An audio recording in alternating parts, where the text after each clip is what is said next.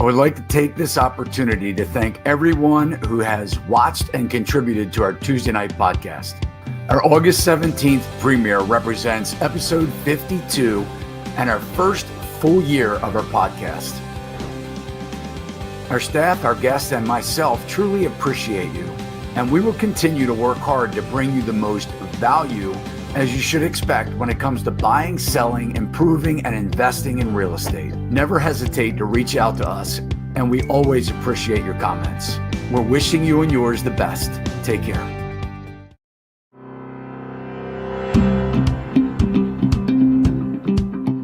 So what's going on, Alan? How are you?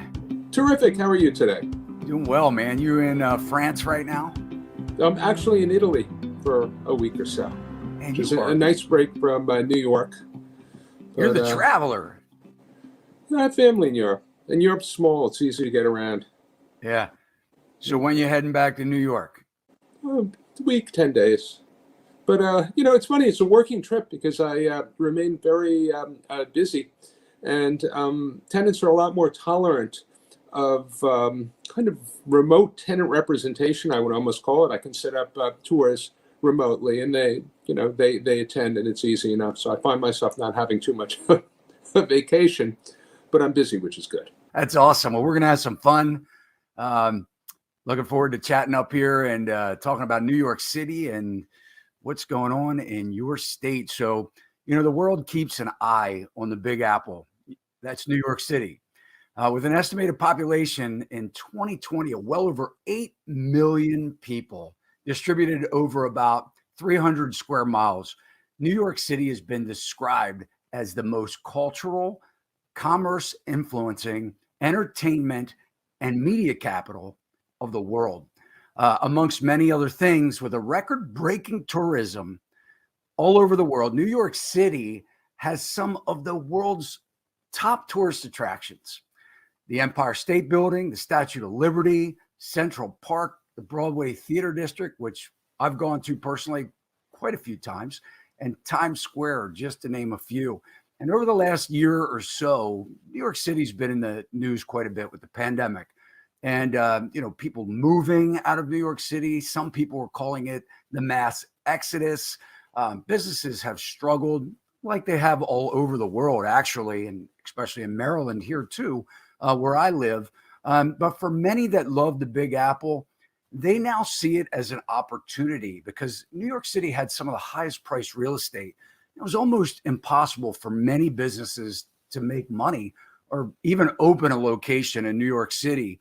And tonight, got a really special guest here, Alan Rosinsky. He's a New York real estate broker. And besides being in Italy like he is now and France, the last time I spoke with him a couple weeks ago, he lives in New York City, and he's been there quite a while. So, guys, I'm Todd Sachs. I'm the broker and founder of Sachs Realty here in Maryland. We are a residential and commercial real estate brokerage. We help people with, all kinds of needs, whether they're buying or selling, or whether they're a tenant or a landlord. But if you're anywhere else in the country, I have an amazing broker network, just like Alan in New York, that I can help you. If you don't have an agent, just shoot me an email, hit me up. All my contact information is below, as well as our guest, Alan. Alan, thank you so much for podcasting with us this evening, and tell the audience a little bit about you. Well, I have lived in New York City since 1982, lived through the ups and downs when I moved into the city after college. It was a pretty rough place, starting in the early 90s when Mayor Giuliani was elected. Conditions improved. The city became much more secure, became a magnet for major businesses and tenants. The commercial real estate market improved markedly. The trend continued up until, of course, after the election of Mayor Bloomberg, until the start of the pandemic, which everything really went into reverse, and the progress of the last 25, 30 years to some extent evaporated. The city feels somewhat like it did in the early 80s when I first moved in. It's a rougher place. Its security situation is not as good. Vacancy rates are higher, and the rents are considerably lower, which is going to be an opportunity. And I think what's happened from a commercial real estate point of view is there's a lot of shuffling around. There's a lot of movement in the market. The current environment is not favorable to landlords with the higher vacancy rates. But it's not bad for brokers because there's action out there. There's many companies which don't need as much space. Their staffs are telecommuting, and they're relocating as their leases expire to smaller spaces. There's also firms which couldn't afford space in New York, and suddenly space has become a lot more affordable. But I mean, it depends on the neighborhood. Certain pricing has held out better in certain types of buildings in certain neighborhoods than others. The Class A office buildings, say in Grand Central, Lower Manhattan, the better ones, have retained a lot of their value. The rents are maybe down 10%, 15%, and in some cases less than that. But maybe there's more in the way of concessions. But certain neighborhoods like the Garment District, rents are down considerably, maybe 40%, 45%. So, Alan, what what drew you to New York City? I had family. My family had been in New York City since about 1900, long time. I grew up in Long Island, and I had family. My grandparents were living in Brooklyn, but I mean, I've lived in Manhattan on and off since high school. You know, you get used to it. It's such an exciting place. It's vibrant. It's energetic. You get accustomed to that. It's difficult. It's difficult to live anywhere else. I mean, you want to leave every now and then because it can be somewhat intense, but it's a very, very interesting place to live. You know, I have a couple friends of mine that are in New York City, and of course, Zillow headquarters, their East Coast headquarters, is in New York City, and people actually never get driver's licenses. Some of them. I mean, they grow up there. They have never driven a car. I guess there's not a whole lot of reason to have a car. You know, the subways are a great way to get around. Very easy, very fast. I actually had a car for many years, and I sold it in 2003. I don't regret it. You have a car there. It's like the parking is another rent. It's ridiculous. You park on the street, and like every couple of months, it's a New York experience. Your car gets towed away, and it's $200-300 to recover it. So I don't miss that aspect of it at all. Find out you have $50,000 in fines when you go to renew your tag because you were parked illegal or something. So, Alan, you specialize in tenant representation, and for a lot of people that they don't really know the real estate business. Can you just kind of explain what that is, what you do? Absolutely. Most transactions in New York City, there's brokers involved on both sides. There are brokers who represent the landlord, and there are brokers who represent the tenant. I work the tenant side. So what I do, I spend my time running around Manhattan with different businesses and assisting them in locating an appropriate space and then working with them to negotiate the best business terms. And the landlords on their end, and I mean, they tend to be represented almost very large companies. I mean, many people have heard of firms like Cushman Wakefield, CBRE, Newmark. My company is an anomaly. I'm an independent. I work on my own. But there are a few tenant rep brokers like me, but not many. What happens with the larger firms is they tend to offer tenant rep services and landlord representation, both, which is something of a conflict of interest.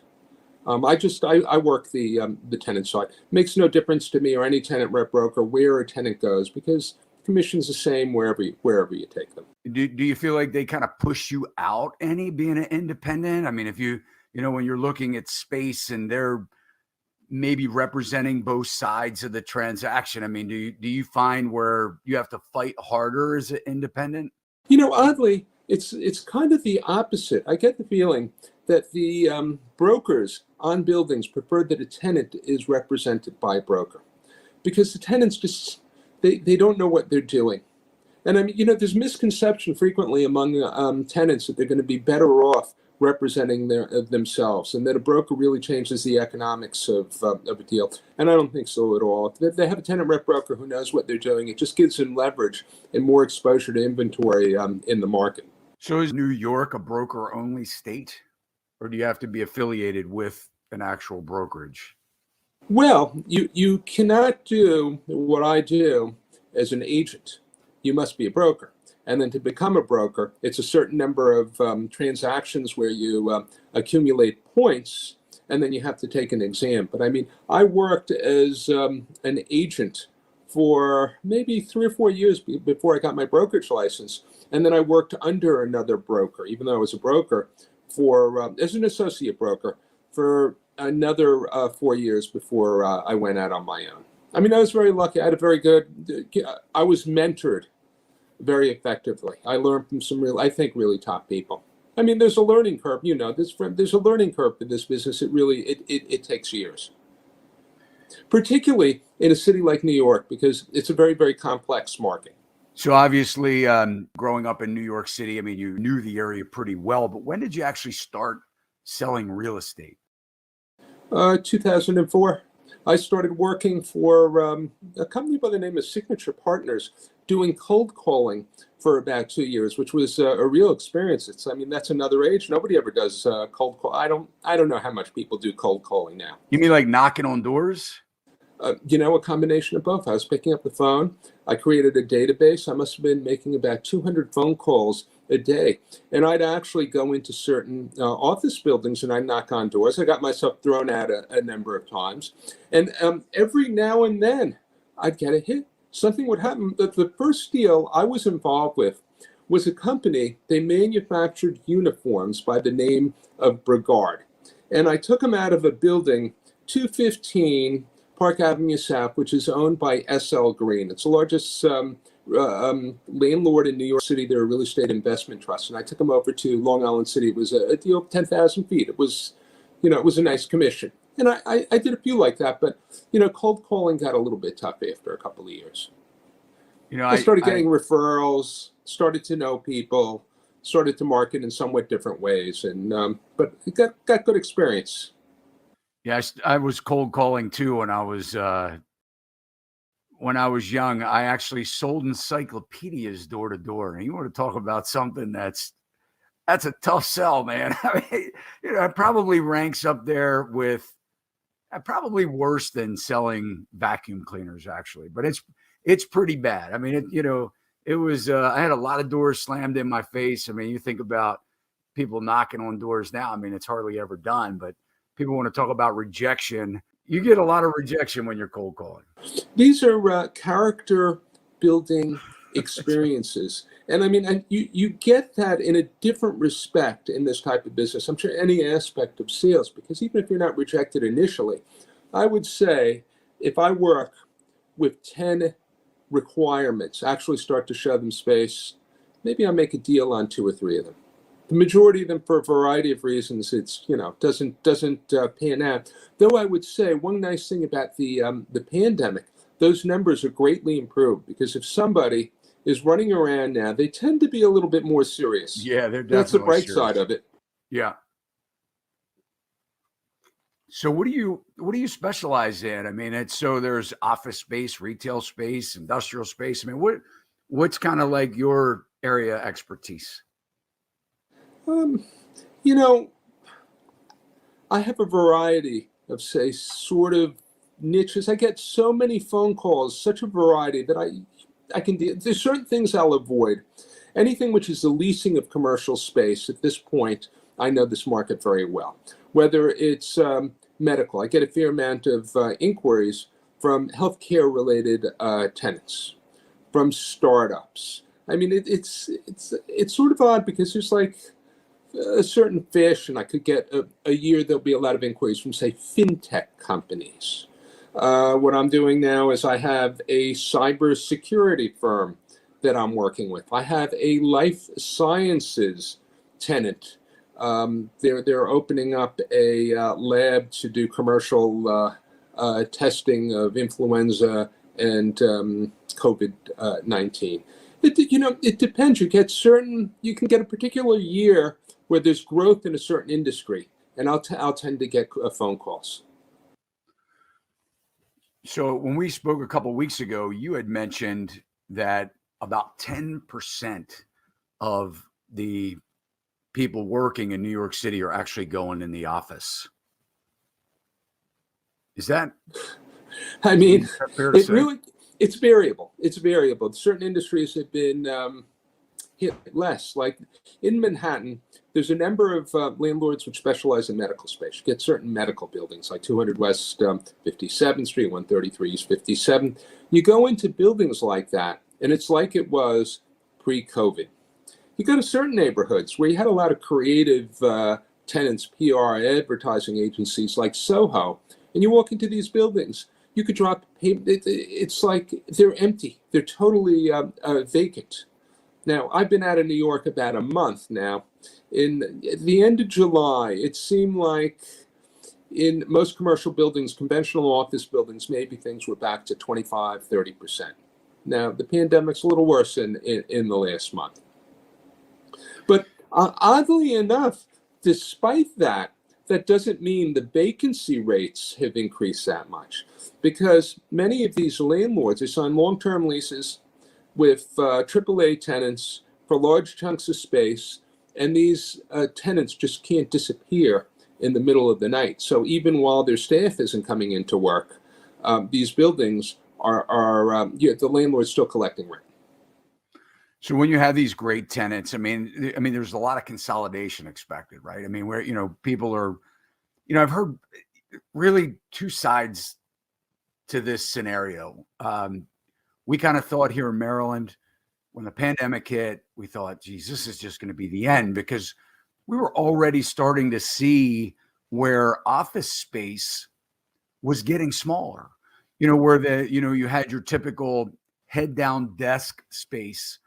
That model was really, private offices was really going out. And then, well, of course, WeWork. I mean, you had that big in New York City, or co-working space. But a lot of what we saw were businesses kind of going down that road. Pre-COVID, they were talking about, this subscription-based model where, their employees could travel anywhere in the country and basically have a place to sit down and work.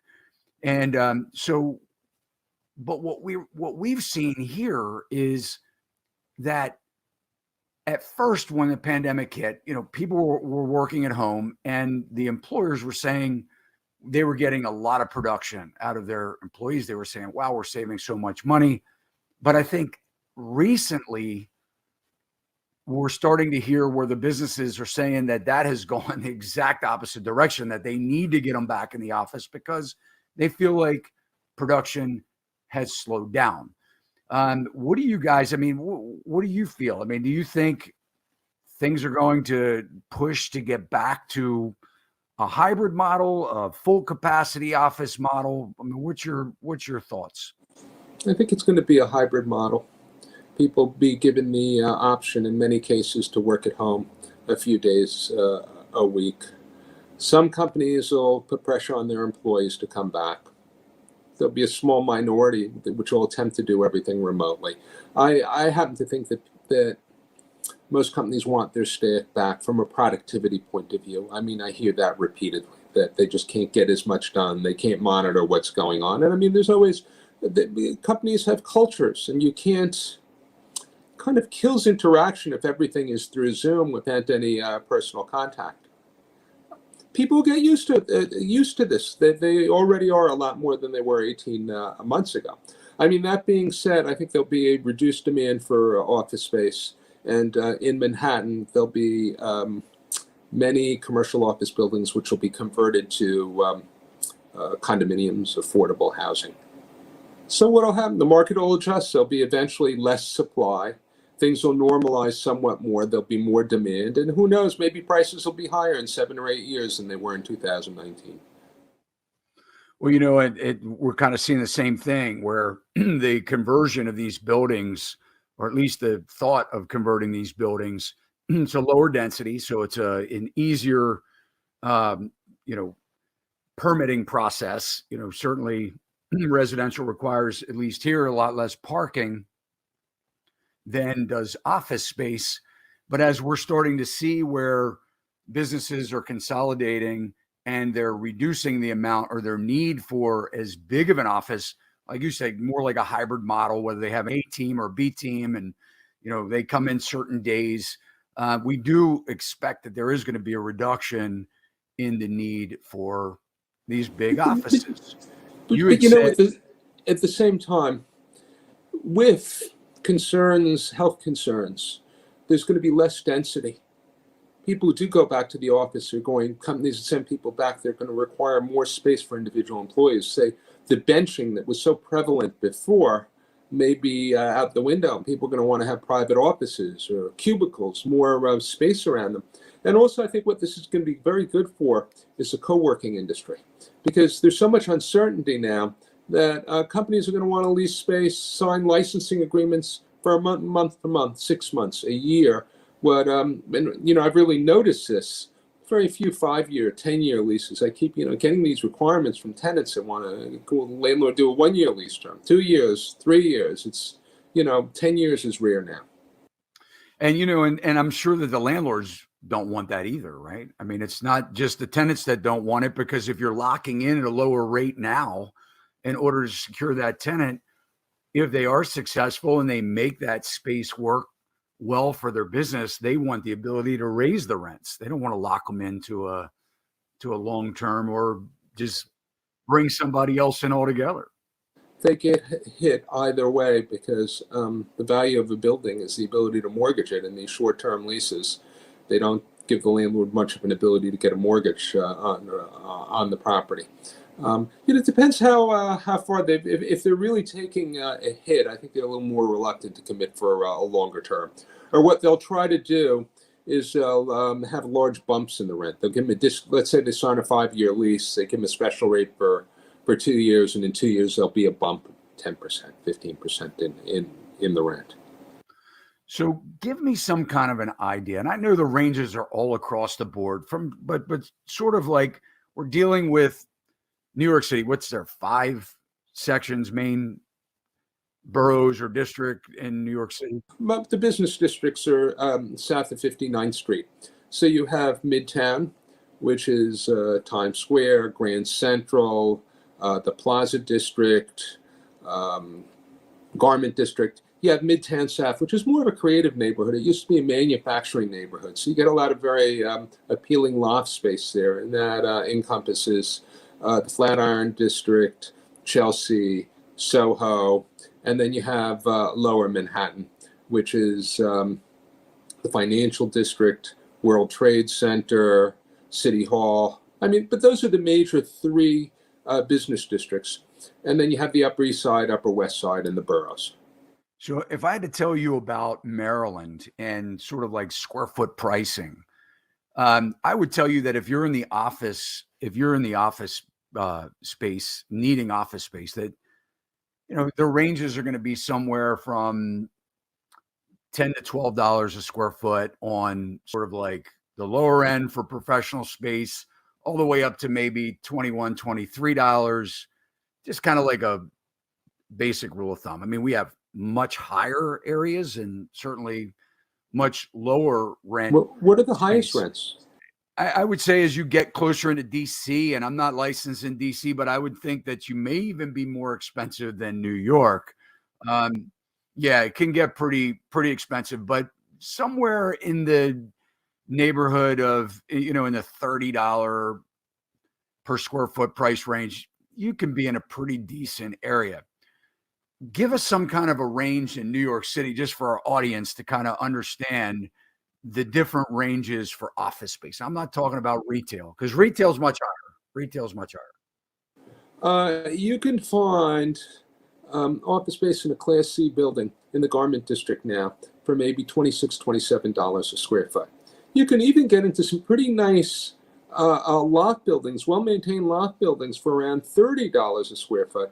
The only catch is the most inexpensive prices are near Port Authority in the Garment District, which from a security point of view has declined considerably. Now, the high end of the market, if you want to go, say, to Hudson Yards, you're probably talking $110 a square foot. There's a new building which SL Green just put up right next to Grand Central, One Vanderbilt, just completed last year. And the rents there, I think, can be in some spaces as high as $200 a square foot. This is office space. Yeah, but I mean, this is, modern office space with the latest in amenities, 14-foot ceilings, extraordinarily high-end, full glass build-outs. There's a scarcity of modern office space in New York City. Most of the construction is, say, before 1960. Even, you look at buildings like the Empire State Building and Chrysler Building. I think they were built in 1930 and 1931. They've been retrofitted, but they're not modern office space. Yeah, but a lot of these buildings, same here in Baltimore. I mean, they've been standing for 100 years. Well, new construction is insanely expensive. Yeah. So on the flip side of that, what about retail space? So, I mean, you guys were, what was it, meatpacking district? I mean, wasn't that like one of the biggest growing areas a couple years ago, right before the pandemic? You have certain areas which were extraordinarily expensive. Soho, Broadway in Soho, Madison Avenue in the cities. That's the Gold Coast. It's near the 1065 zip code, which I think is the wealthiest zip code. Demographics are the wealthiest in the country. The meatpacking district, Times Square. I mean, you think of the foot traffic you would have in Times Square. I mean, some of these locations, I think there were $1,000, $1,500, and up per square foot. Per square foot. But what was very odd and kind of funny about it is many of these retailers, this was just for branding, for instance, on Madison Avenue. They'd keep these stores open. They'd want to be, they would be a chain, they'd have chains of 200-300 stores, and they wanted to be able to, from a marketing perspective, say they had a Madison Avenue location. And they never made any money. And for the audience listening, just to give you an idea, if you have a 500 square foot retail space at $1,500 per square foot, that's $750,000 a year. So basically, square foot, when we're talking about square foot price, we're talking about the square footage times the price, and that's for 12 months. So you guys can divide that and do the math. And then would that be triple net, something like that? I mean, how do they break out the extra costs for the tenants? Is that including things like taxes, insurance, and common area maintenance, or not at all? There's certain types of insurance that leases in New York City are generally not triple net. Office leases are not, and retail leases, for the most part, are not. But what tenant is responsible for is a proportionate share of real estate tax increase over base year. I think for some retail locations, maybe smaller buildings, they are responsible for their proportion of the tax as opposed to an increase over the base year. I think it's variable, but for the most part, they're not. So what have been some of the biggest changes that you've seen up to COVID over, let's just say, the last 2 years? I mean, New York City was growing so fast. I mean, I think you hit your highest year of tourism in like 2017, I think. It was something like that. I mean, things were really ramping up. What was some of the biggest things that you were seeing change leading up to the pandemic? Well, for the last 20 years, there's been a trend towards gentrification. All these small tenants, retail tenants, were forced out. They couldn't afford the higher rents. That's retail. In terms of office, I'd get inquiries and there'd be no space. I'd have the clients, I wouldn't have the space, because what landlords do in a strong market for office is they combine spaces to get stronger tenants in. So if you get a call from, say, a tech startup looking for 800 square feet in a very specific neighborhood, it could be difficult to find. I mean, that's one thing which is solved now. There's very good availability of space. But also what was happening in the last 4 years, basically since Mayor de Blasio went in, certain basic services were not as good, like the subways were not as well maintained. They weren't run on time. There was a noticeable uptick in crime. You started to see an increase in vacancy rates for retail. The office market was stabilizing. It wasn't, the rents weren't increasing as they were, say, between 2010 and 2017. And then the pandemic hit. So how is it now? I mean, what is I know you've been traveling for the last month, but what's the climate like right now? Well, it seemed there were certain stages to this. At the beginning, the first couple of months, the streets were just vacant. It was charming. It was beautiful, but it's very disturbing in a way. And then what happened? You started to people would come back. Were coming back into the city to some extent during the day, but at night it was very vacant and very, very quiet. Felt kind of threatening, and it was dangerous. You'd see more homeless. I think what happened is a lot of people were released from prison, so you get sort of people who are a little questionable on the street. It does not feel as secure as it did, depending on the neighborhood. But even the upscale neighborhoods were like this, and then it improved somewhat. Is this the same as downtown Times Square, or has that been pretty much busy straight through? At Times Square, I don't know what the statistics. If I were just going to guess, in the first couple of months, foot traffic was down 90%. I would say now maybe the foot traffic in June was down 60%. There's no tourism. And even people from outside the city, there's no theater. So nobody's coming into Manhattan. So what happens is you get some commuters coming in during the day, but nobody will go to Times Square at night. That's an area where there's a bit more crime. There's shootings there frequently. So people are avoiding Times Square, unfortunately. Yeah, I can remember, and I love New York City. And I've been to Times Square, the theater district, many times. And 3:00 in the morning, you'd think it was 10:00 in the morning. Everything was open, tons of people. So I can't imagine what it would be like to see downtown Times Square with no people walking around. It would be eerie. So what about the landlords? You said that now is not the time to be a building owner. What's going on? Do you think that a lot of owners are at risk of losing their buildings, or do you think that, there's just such big money holding things up there? What do you think is going to happen? Are landlords collecting anything? How are they working with their tenants? Are they pushing more to bonus rents where they're paid off of production, partnering more? What's going on? Well, I've heard with retail, what they're doing is their percentage leases. They're taking a percentage of the sales in many cases. I know at the beginning, landlords really bent over backwards to work with tenants. They deferred rents. They allowed them, in some instances, to pay rent from security deposit. They gave them certain abatements.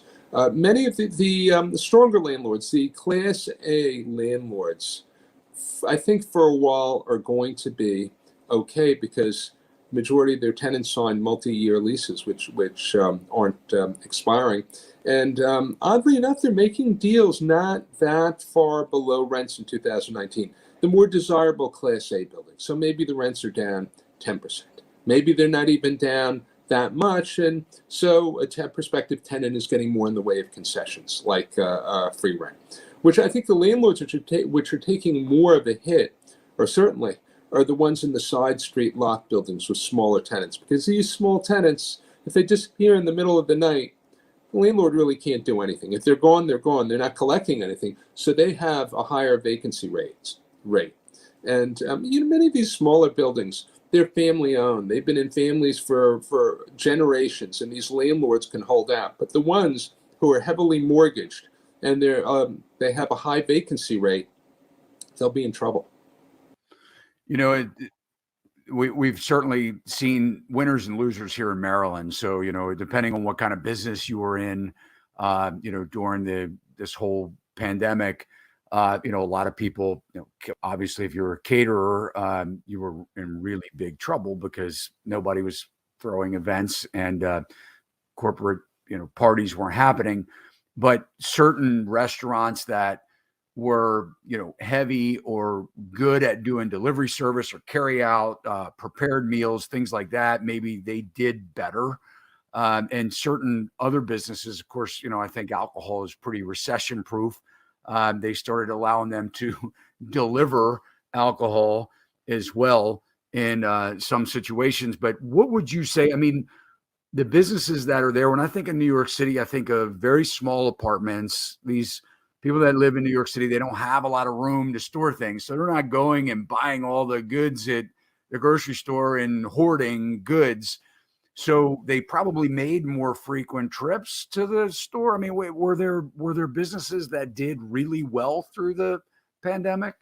Drugstores, grocery stores. Um, I think the restaurants that made it are doing really well because they have outdoor dining now, which is wonderful. And, at least I haven't been there since the end of June. Most of these restaurants are jam-packed, indoors, outdoor dining. And from what I've heard, there's a lot of leasing activity of vacated restaurants because there's an enormous savings for a tenant acquiring a restaurant. They don't have to build the kitchen, seating, the stack. I mean, it's very expensive. It's an opportunity. So if you're a real estate investor and you are thinking New York City, what's the time frame? What do you think? I mean, if you had to predict when would be a great time to start looking at real estate? 18 months, 12 months, 18 months? I mean, what do you think it's going to take to flush this out to where you start seeing what may come on the market? I don't know. It's really hard to say because it's tied to the health situation, and that's so uncertain right now. Nobody has any idea. You'd think there'd be an opportunity when some of the smaller owners are really running into getting into trouble. 6 months, a year. It's such a tough call because the overall economy is very strong, and you would think at a certain point that's going to start to trickle down into Manhattan. You'd think so. We're seeing that anything that's hitting the market, even in the commercial side, is getting absorbed. I mean, we don't see a whole lot of, unless the sellers are completely unrealistic with this current, hot trend that we've had. We see some stupid pricing. We see agents just putting, and owners putting ridiculous pricing on properties that obviously they're sitting. But I think if it's priced to where it makes sense, it's priced to where it should be. And from an investor standpoint, we're seeing that there's so much cash in the marketplace right now still that it's getting gobbled up relatively quick. But I think that where we will see, if I had to do any bold predictions, I would say that the office space, these office buildings that were not doing well in the first place, maybe they were running at 35, 40% vacancy. Going into the pandemic, they're not on the most desired areas where businesses are looking to open up. The owners are in Florida or somewhere, they're not going to spend any more money on their buildings obsolescence. I think that these buildings, you will find that there are some good buys to do these conversions into mixed use. And like I said, with the reduction in density, they have parking lots, most of these buildings. So it is a reduction in density to turn it into apartments. And I think that we're going to start to see a lot more of that, where there aren't as many offices or retail spaces, but, more, rentable apartment space, because we need that. I mean, we have a shortage. We just had a agent rented a house, and we got somewhere about 100 calls. It's the only house that was available for rent, single family house in the zip code. And, and we're seeing that even apartments. I mean, they're just going very fast. But I would say probably sometime in the next 12 to 18 months, we might see these big buildings especially with the press and the current state of, this Delta variant that they're talking about. I think it's where we saw people that were going out, we're remasking up again. So we have a lot of counties. I just came back from Tennessee, and, no one had masks this past weekend. We're seeing now in Maryland, I came back to Baltimore City and 2 counties that their mask mandates went into effect over the weekend for anything indoors. So I think as we start to see this again, if we see any pullback from going back to the office, that will just greater affect, the vacancy impact that we have locally. So what do you think that we can learn from all this from a real estate standpoint, Alan? Somebody calls you up and says, Alan, I'm looking for office space, or I'm looking for a place for my store. What's your recommendation now that wasn't 2 years ago? New York always bounces back. Prices are very reasonable now. When this is behind us, prices can go back up. Now, is that going to be 2 years, 5 years? That I don't know. Great Depression. I think they built the Empire State Building in 1931, and it took more than 20 years for the building to be fully leased. It got fully leased. Things recover. The 70s. Things were very cheap in Manhattan in the 70s, and it was an opportunity. If you lease something in the late 70s, by the early 90s or 10 years later, the prices were much higher. Financial crisis, 2010, there were bargains out there. I think things will bounce back. Take a few years, though. So do you tell people to get a little bit more space than they need, a little bit less space than they need? What kind of space advice do you give them? Well, always suggest that they anticipate growth, because the cost of relocation is considerable, and landlords tend to take advantage if a tenant's in a space and they know it's very costly and inconvenient to move. So, what I always emphasize to tenants, and this would apply in New York, Maryland, or anywhere, is that landlords generally, at least in New York, and I think they would anywhere, they'll tear up your lease if you're in a 2,000 square foot space and you have a 5-year lease, and in 2 years you need 15,000 feet or much larger space. They'll tear up your lease and move you, because landlords are very risk adverse. They get an outside tenant, they don't know whether they can make it. They have a tenant in their building who's doing well, pays their rent on time, they'll move them around. So I won't be so worried about the lease term. That's what I tell tenants, and try to anticipate growth to some extent, as much as possible. How do your landlords handle the tenant improvements?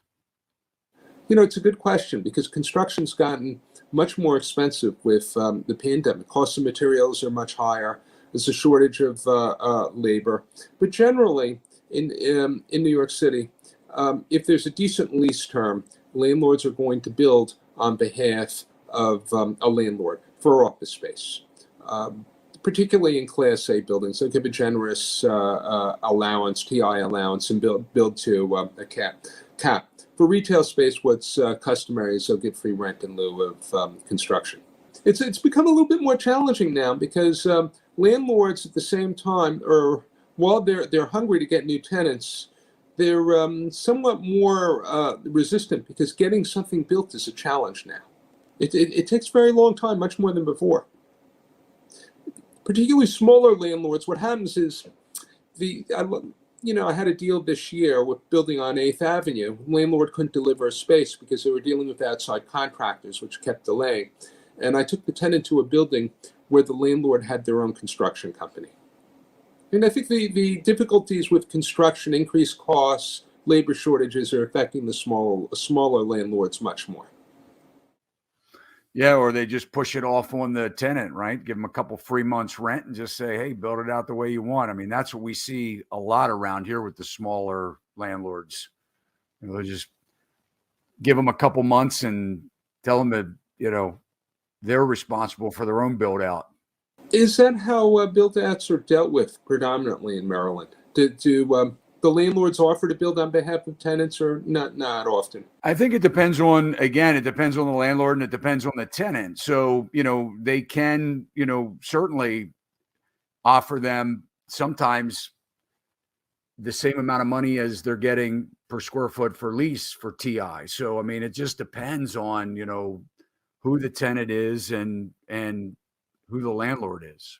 In Manhattan, the problem with that is everything's very regulated. You need permits for everything. The cost of construction is high. I mean, I always advise my clients, don't do that, because what happens, just because of the complexity of it, they're going to get free rent, and if they build, a tenant will get some free rent and some TI. But God forbid, if the contractor drops the ball, and instead of taking 3 months for substantial completion of work, it takes 6 months, the tenant's on the hook. So it's risky for a tenant. Whereas if they have the landlord build, the risk is shifted onto the landlord side. Absolutely. So what's next for your business? I have had a very good run in 2021, and I'm crossing my fingers it continues. I'm crossing my fingers that there's going to be a reshuffling for the next 2 or 3 years, which is going to keep me extremely busy, and has kept most tenant rep brokers in Manhattan insanely busy this year. It's a good business to be in now for the moment. Do you think you'll shift your strategy at all? I mean, if you're looking at where it could quite possibly be a big need to help some of these building owners from a owner representation standpoint to survive. I mean, do you see that you would make any shifts with your model? I prefer working the tenant side. It's just there's a lot more flexibility. I think it's with landlord representation. Every day that goes by is a loss of income for the landlord. So that's enormous pressure. Whereas with tenant rep, you work with the tenant and research space, show them different properties until something clicks, and you attempt to negotiate something that'll work. Are you doing a fair amount of landlord representation? Yeah, I personally prefer it. I prefer, maybe I just like the pressure. I don't know. But it's I find it a challenge when I'm looking at something that's sitting there vacant, to fill that space. I feel like I almost have a little bit more control. I don't know. I like that aspect. Um, and there's a certain amount of the aspect that I like, having the other either tenants or agents coming to me. I don't know. I just like that. I mean, don't get me wrong. I am glad to help tenants, but I feel so much of it is, um, they can be so indecisive. I mean, you know how it is. I mean, they're running a business, they're consumed, a lot of business owners, they're dreamers, and which is great. It's great to dream, but at the same point in time, they're not realistic a lot of times. So I feel like they do waste a lot of time. 100%, 100%. I mean, it's part of the job. A large part of the job as a tenant rep broker is qualifying the tenant, and I think you can get better at it to a certain extent. But it just comes with the territory and an enormous amount of wasted time.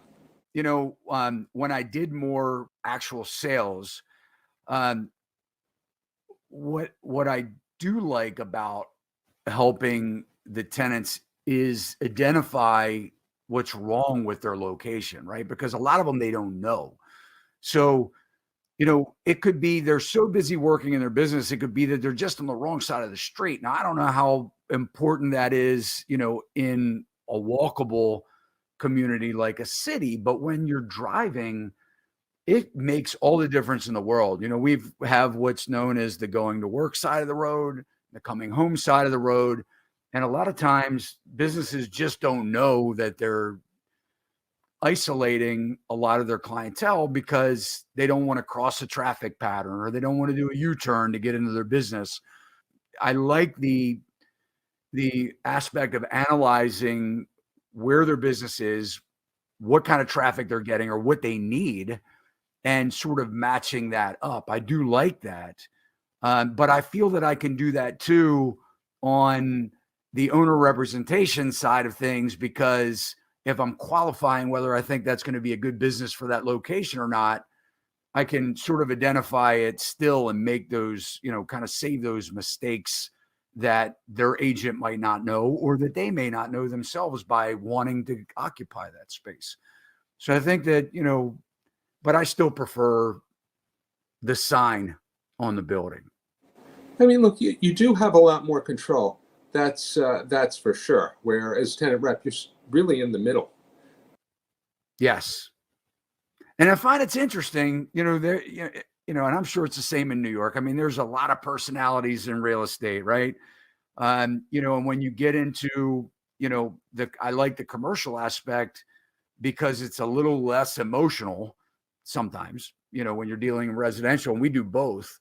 When you have the residential aspect, there's a higher emotionally charged transaction, where the business, it's more analytical. It either works or doesn't. It either fits their demographic or their model or it doesn't. So it's kind of, it's easy, how much, a lot of these businesses know how many cars need to go down the road a day, to see their location, or, what is the median income of, their client. So, I find that a lot of business owners will skip the representation and just go straight to, skip the buyer representation or tenant representation and go straight to the listing agent because they feel like they're able to save money or whatever. I mean, in their mind, if they don't do this stuff, what we do, right? I mean, they don't know a lot of times. Do you find that it's a smaller tenant that tends to do that, the less sophisticated mom and pop type of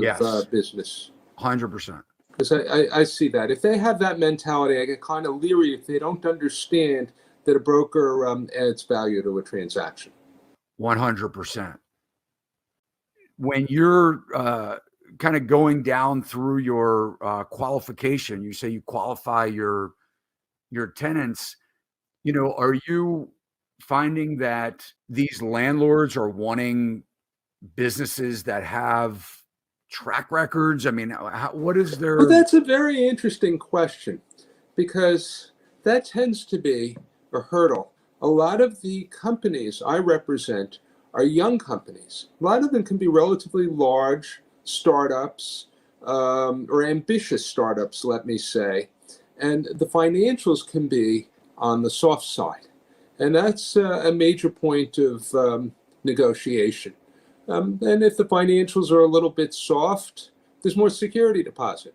And if there's more of a security deposit, tenants, we can negotiate what's called a burn down, where part of the security deposit gets returned contingent on timely rent payments. I mean, another thing which is, I think, particular to New York City is there's something called a good guy guarantee of the lease, which is a lot less threatening than it actually is. It's a guarantee of payment, not term. And it's required in, say, 95% of New York City leases. It's just you have an individual guaranteeing that the tenant, while they're in the space, pays the rent. And if they break the lease and they abandon the space, they must be current at the time that they leave.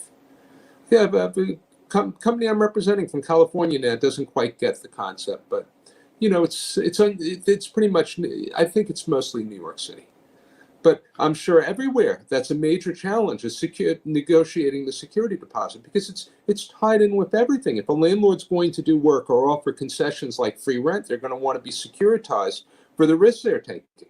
A lot of these landlords, they get hit. They'll make a deal with the tenant. Tenant disappears after a year, and they spent a lot of money with commissions, free rent, build out, and man, they take a hit.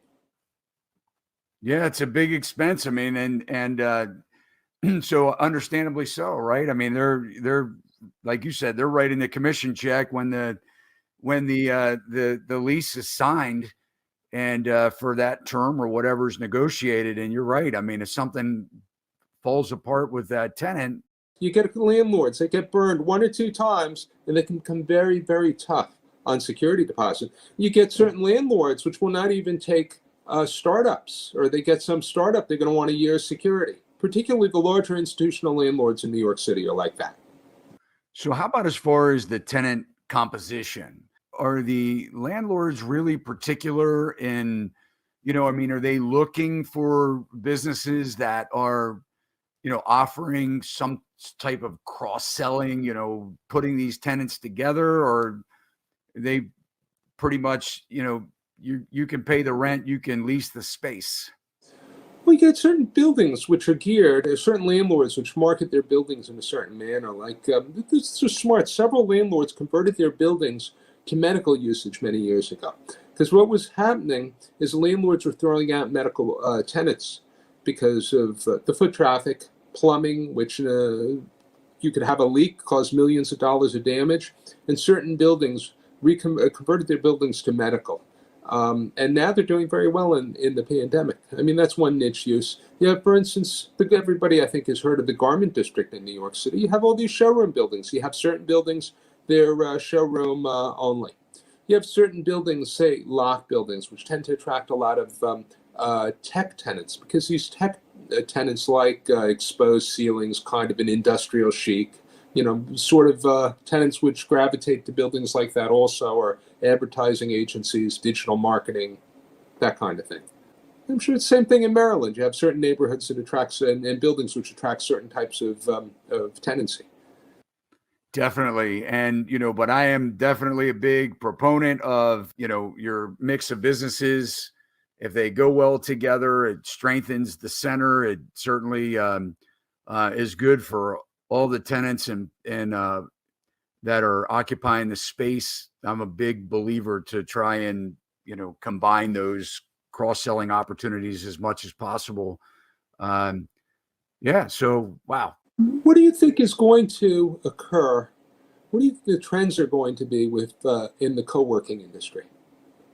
I think this has been a hard time I think that a lot of the co-working space is occupied by small business. They don't want to have a meeting in their home.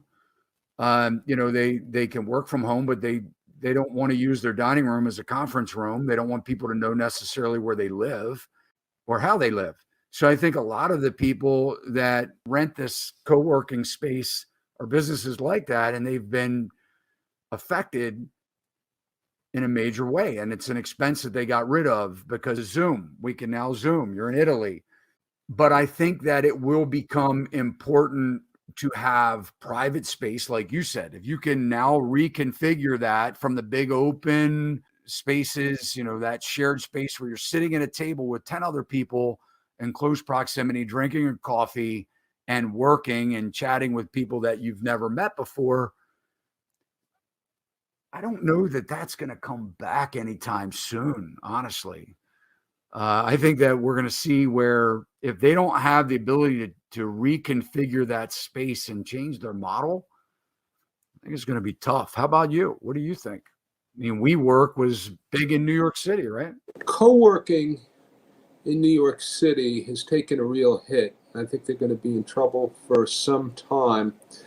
What I've heard is that co-working in the suburbs is doing a lot better, that some of the slack has been picked up by that because people don't want to work at home and they're not commuting into Manhattan. They'll go to the local Regis or WeWork. I mean, a lot of these facilities in Manhattan have been closed, but I think there could be something of a recovery because at a certain point as leases expire, businesses may not want to commit to a demise space.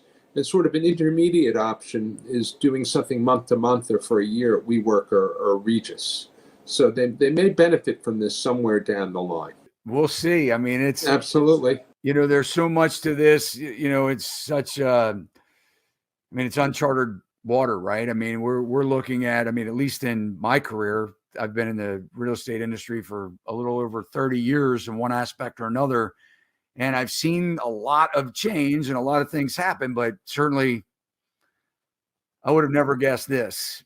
And, you know, and it does seem like it's more geographically. I mean, like I said, I was just down in Tennessee, and so it's like business as usual, man. The places are packed. It's wait lines at restaurants, but then you have areas like New York City where you're saying, you know, people are not going in the office and the streets are abandoned. So we'll see, man. But I'll tell you what, it's been great chatting with you, man. You were Nice speaking with you, Todd. It's been very interesting. Thank you for having me as a guest. all right, guys. I hope you enjoyed tonight's podcast with Alan, the broker in New York City. And guys, thank you so much for watching. Please don't forget to like, follow, and subscribe on whichever platform that you are watching this podcast. Until next week, we'll see you then. Sachs Realty, Maryland broker number 607720, office number 443-318-4514, equal